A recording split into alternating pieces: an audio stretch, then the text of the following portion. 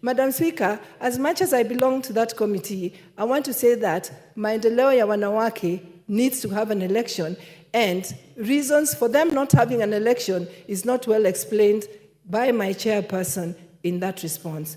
Madam Speaker, I thank you. Thank you. Honorable Tongoy, I hope you've taken note of that. Okay, so we can move to the next answer. Asked by the Honorable Mark Mwenche, member for Embakasi West. Thank you, Honorable Speaker. In response to the question that was asked by the member for Embakasi West constituency, Mark Mwenche, who had sought a statement regarding the fire incident in Nairobi County, he stated that on the 2nd August 2024, the market adjacent to Thika Road Mall was destroyed by fire. On the following day, the toy Umoja 2, Mathare 4A, Kayole, Kibondeni in Kangware, and Bondeni in Kibra markets were also destroyed by fire. The honorable member sought in particular a detailed report on investigation conducted by the ministry to determine the cause, the relief measures that the government is putting in place to ensure the traders who lost their livelihood are compensated. Secondly, thirdly, the long-term plan being implemented to protect market in the Nairobi region. Honorable Speaker, on the 2nd, the fire broke out in Wetamera slum, straight near Valcon House, just a few meters from the Thika Road Mall, along the Roysambu roundabout, opposite Shell petrol station. The affected area was not a market, but a structure used by traders as a store for merchandise. This hired space belonged to Waingoi, was completely destroyed in the blaze. Nairobi County fire fighters responded promptly and managed to extinguish the fire. Affected individuals are traders who lost the stock are 25, tenants affected were 10, and Mabati structure burned down were 12, permanent houses was 1, and the cause of the fire was not immediately determined. The crime scene investigators documented the scene and collected exhibits for forensic analysis.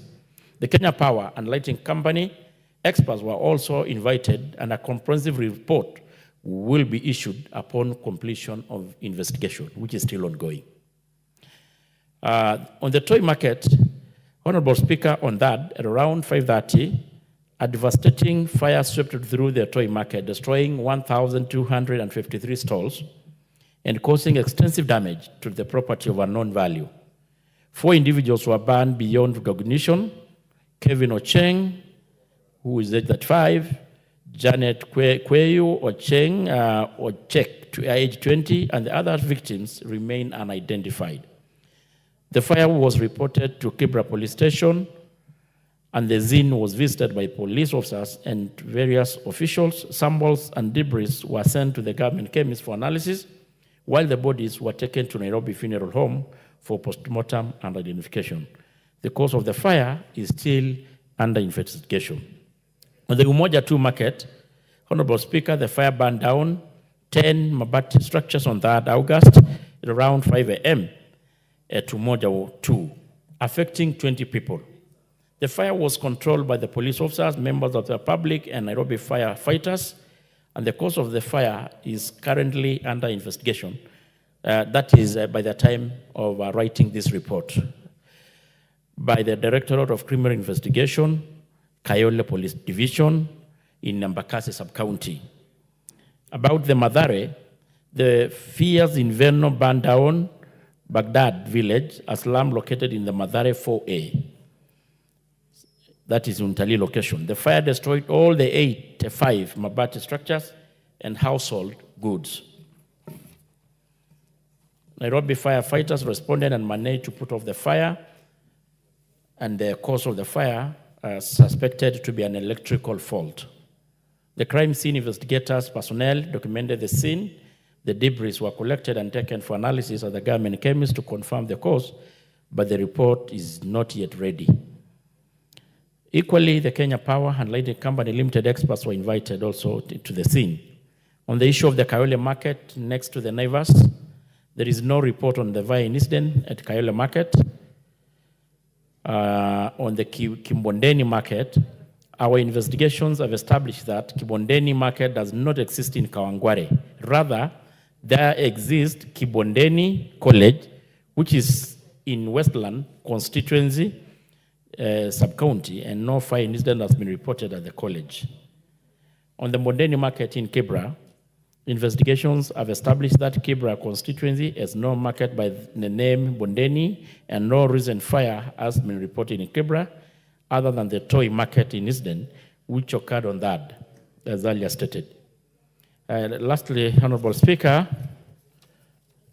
on the other question on the relief measures that the government is putting in place, the following relief measures were taken to support the affected families and persons: the provision of both food and non-food items, which were distributed on the 5th August.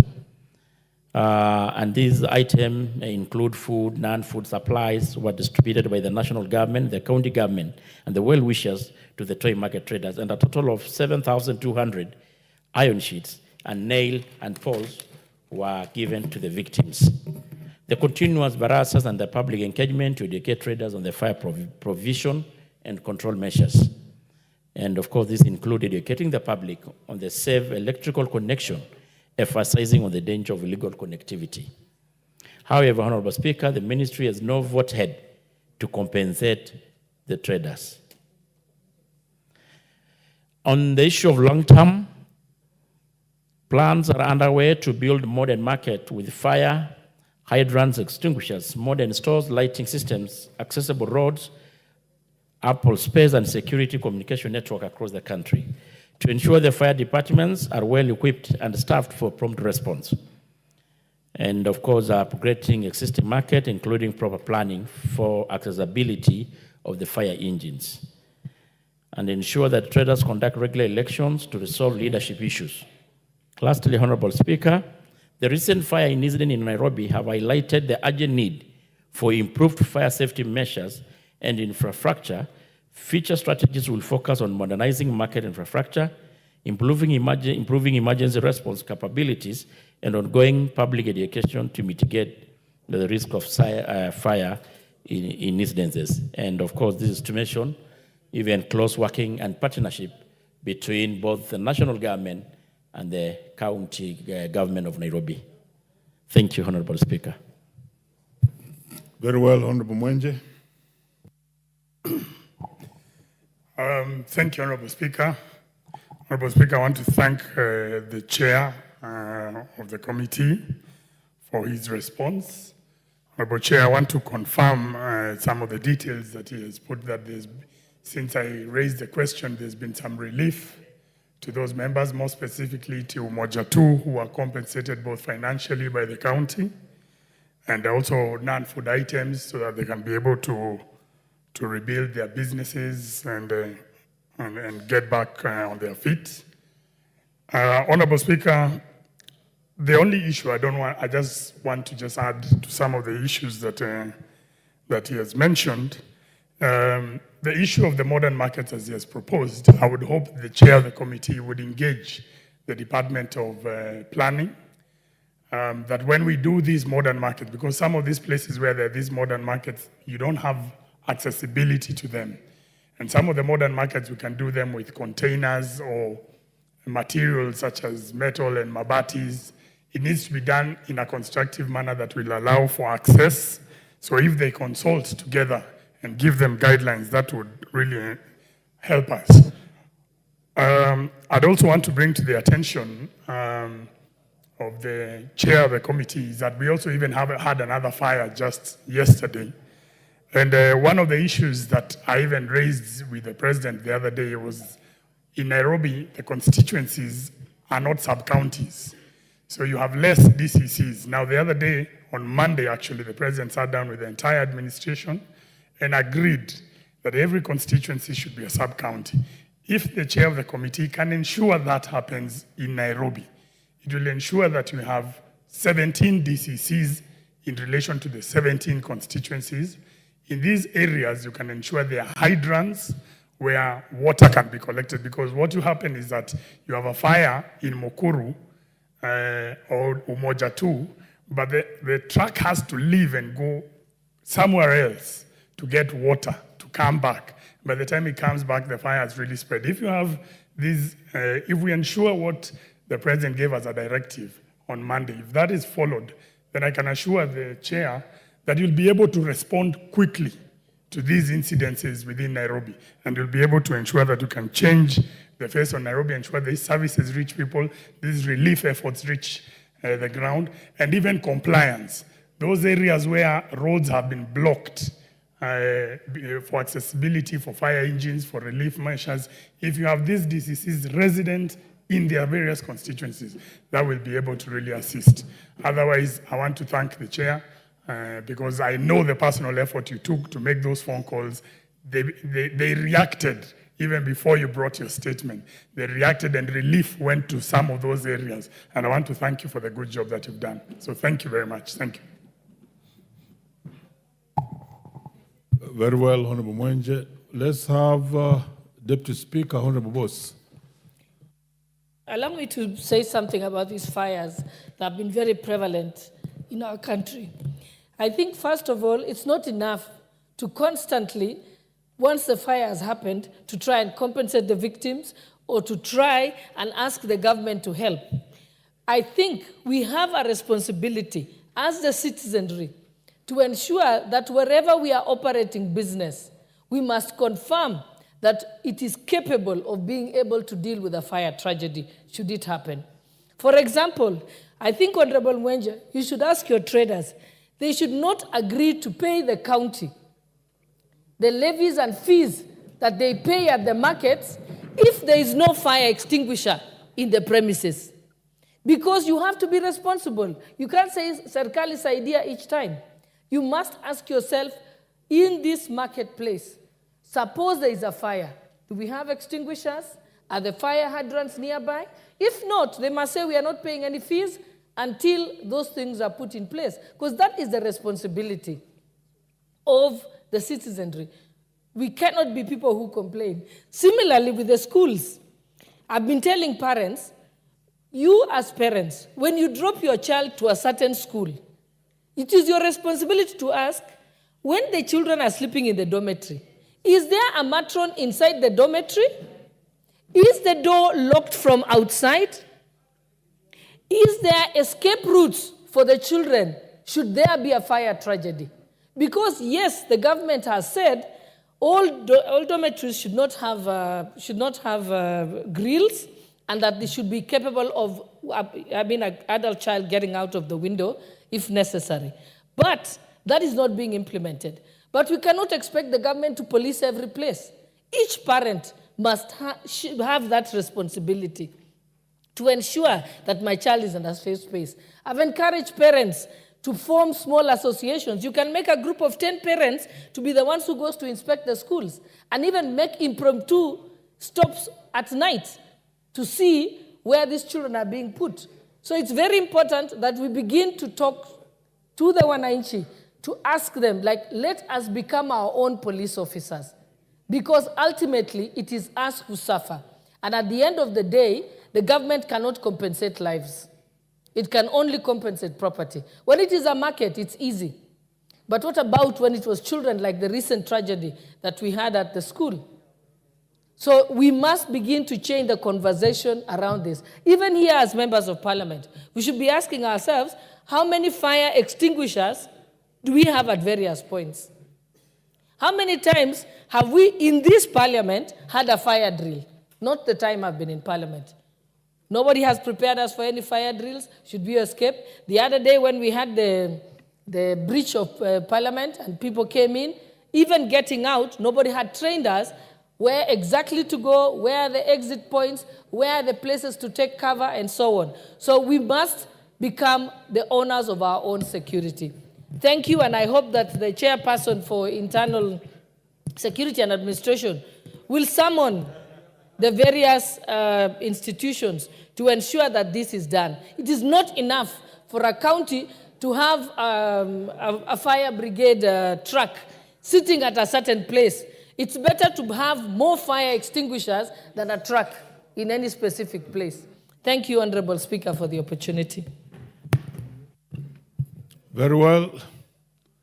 Or maybe this should be the last interest. Yes, Honorable Member. Rosa Buyu. Thank you, Honorable Speaker. Honorable Speaker, I don't pretend to speak for government, but I'm speaking as a member of ODM who sits in the Committee of Administration. Mr. Speaker, I've just listened to the solution that the Honorable members put through.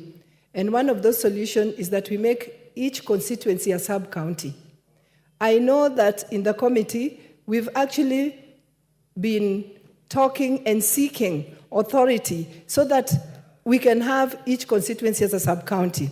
But you know that once that is done, it has a lot of implications on budgets. We know where we are coming from, and the Gen Zs just confirmed it to us that we are not in a good place to be spend. We don't have money to extra money to spend, and we must be vigilant on how we spend the little that we have. The truth of the matter is that it's not possible to have every constituency be a sub-county. So in whatever solutions that we are seeking, there must be solutions that are workable within the budget that we have currently. So as much as it might look glossy and as much as it might be what we are looking for and what we want, we know that we are facing real budget constraints, and it would not be possible to make every constituency a sub-county. Thank you, Chair. What's your point of order, Honorable? Raise under standing order number 1 and ask you, Mr. Speaker, that the last 3 weeks before we went to recess, I had a statement. And yesterday, I was called by the clerks to say my statement will be read this morning session, and the chair for security has the answer. The only problem is that the order paper does not contain that. So, Speaker, I'm asking you to implore use article standing order number 1 and ask the chairman to give me the answer because he's here, Mr. Speaker. Very well, I've heard you, but I would advise and I will actually rule and indicate that talk to the table. We shall allocate your statement possibly just this afternoon or as soon as it's possible. Otherwise, I think let's have the last person speaking on this and the very last, Honorable Wanyonyi, and then we move to the next order. Thank you very much, Mr. Speaker, for giving me the chance to talk about this problem of fire in this country. It's not only in Nairobi, but it's all over. We are losing innocent lives because of not being prepared or not even thinking of tomorrow. Mr. Speaker, I think we should, as a House, be able to pass a resolution as to what we should do to at least to assist those innocent souls of this country that have actually gone missing. And you know the case of Nyeri, the Speaker, and you know I also had a problem in my constituency where we lost almost 4 innocent students because of the fire. And on going to inspect the building, the dormitory in which the children were, we found that actually it was carelessness of the school management. And therefore, I think, first and foremost, Mr. Speaker, we should actually look at it and see what we should do. And somebody was saying, you can imagine fire is in the house and the door actually are closed inward other than outward. Secondly, no fire extinguisher in the schools.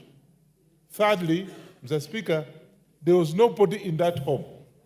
So I want to take this opportunity to ask this House that I think you should have the resolutions to be able to at least do something about the fire problems in all the places, including the schools, particularly innocent souls in schools.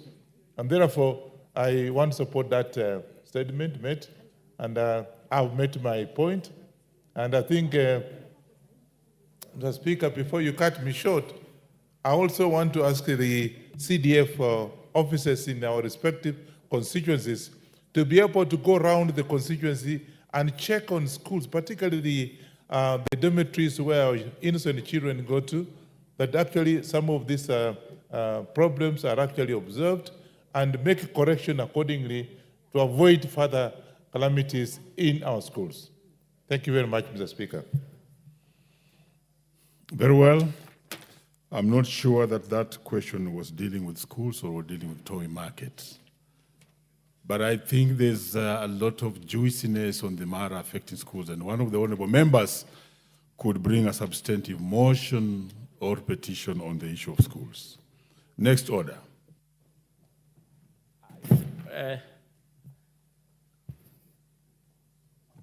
Very well. There's one more statement. I still had one statement, but Honorable Speaker, if you just want to allow me, I don't want to really go back to what members have said, but I want also to say that the issue of fire and all this is not just the mandate of national government. It is a cross-cutting. It needs a collaboration between all the players, all the sectors, to include the county governments that, of course, who are supposed, of course, to have the fire engines to help to put off whenever such an incident has happened. And it's very unfortunate. Even in my own county, for the last 1 month or 1 week, we've been having a lot of cases of fire outbreaks. And it's very unfortunate that even county like Narok, with a lot of money, does not have even the simplest equipment like the fire engines. So I support the sentiment of members.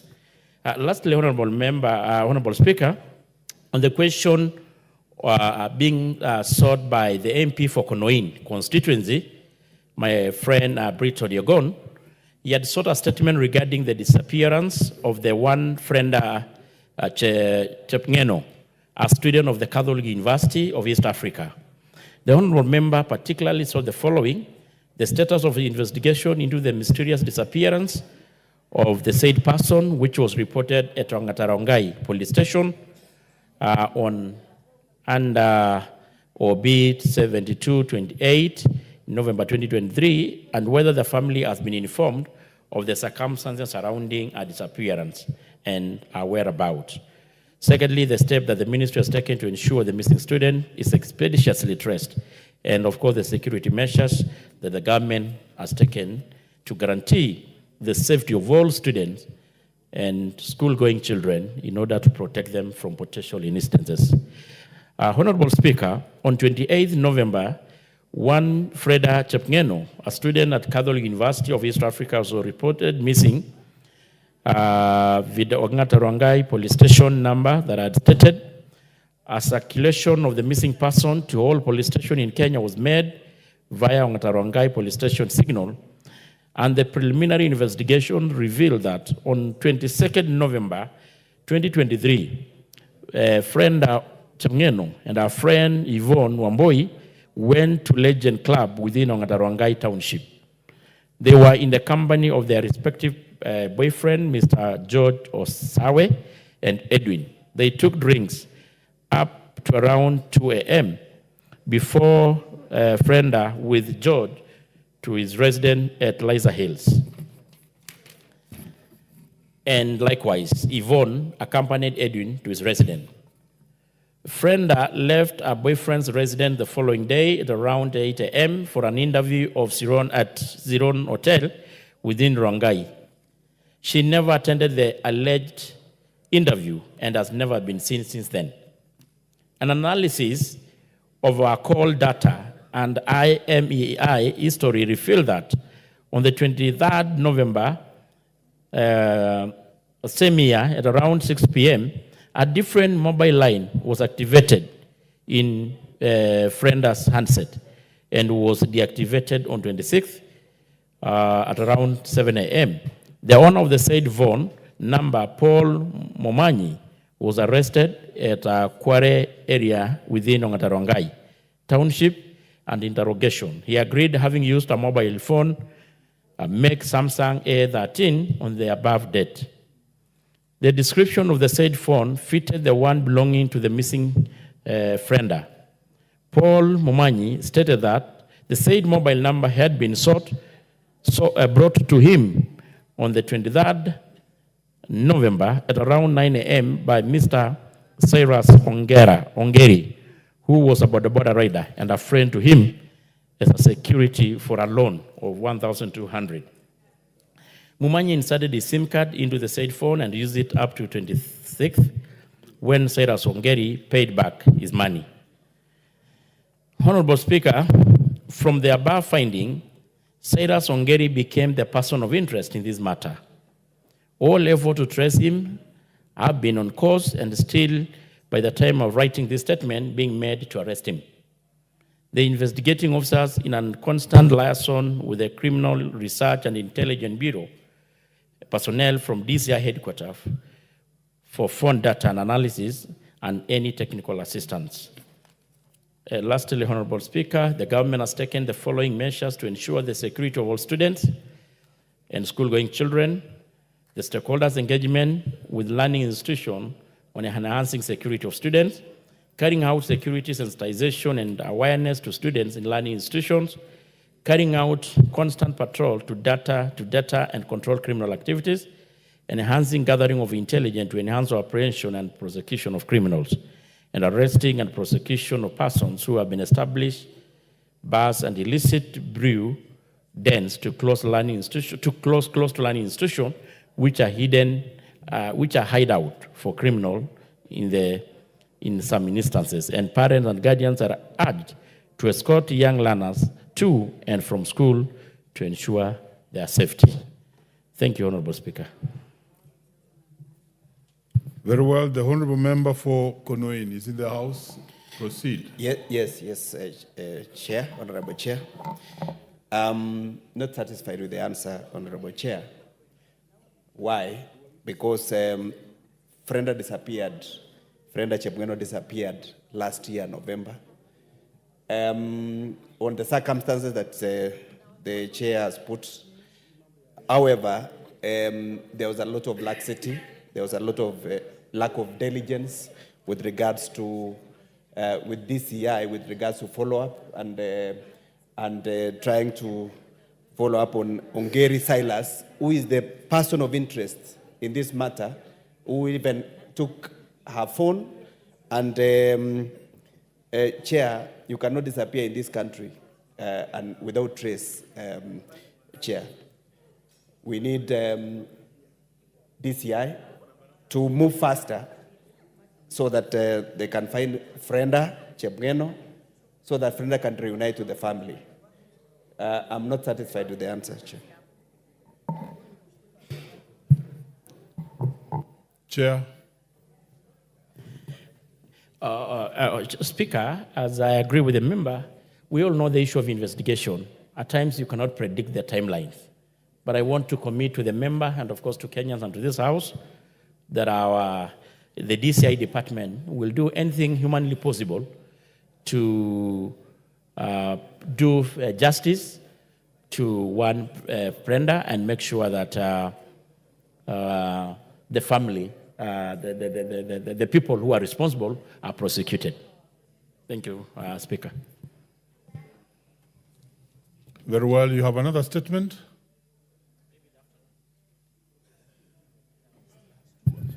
In fact, I've got a number, but I think the Speaker had ruled that I do for the members who are in the House, maybe the rest in the afternoon. The Honorable Samuel Atanji is not in the House. He had sought a statement from you. The Honorable Samuel Rama is not in the House. He had also sought a statement from you. I therefore propose that you table those statements. Yeah, for record purposes, because they're not in the House. Next order.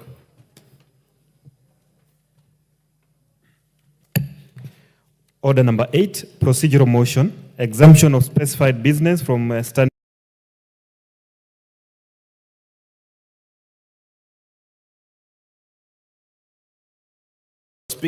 Honorable Speaker, I beg to move the procedural motion to exemption of specified business from Standing Order 43. Honorable Speaker, that this House resolves to exempt the business appearing as Order number 11 in today's order paper from the provisions of Standing Order 43 being a Wednesday morning, a day allocated for business not sponsored by the majority or minority party or business sponsored by a committee. Honorable Speaker, as I move this motion, we have very important business, especially in Order 11. Notwithstanding that the other orders are very important, Honorable Speaker, but you see, this is a very special order and comes in a special motion. And this motion is to ensure that this country has a substantive Inspector General of the Police. And therefore, I'd like to request this House, the indulgence of members and you, the Honorable Speaker, that you allow us today, this Wednesday, 18 September, to actually debate this particular motion, which is not sponsored by the leader, majority, or minority, so that we can expedite the installation of a new Inspector General of Police in this country. Honorable Speaker, I beg to move and request that the Honorable Naomi Wako, the Honorable Deputy Chief Whip, who is now the acting Deputy Majority Leader, to second. Thank you. Honorable Speaker, I stand to second this, and it is important that all the members, honorable members, to create time so that we can contribute to this, because it is a matter that concerns all of us, and it is a national concern. The earlier we do this, the better. So I second. Thank you. Honorable members, order.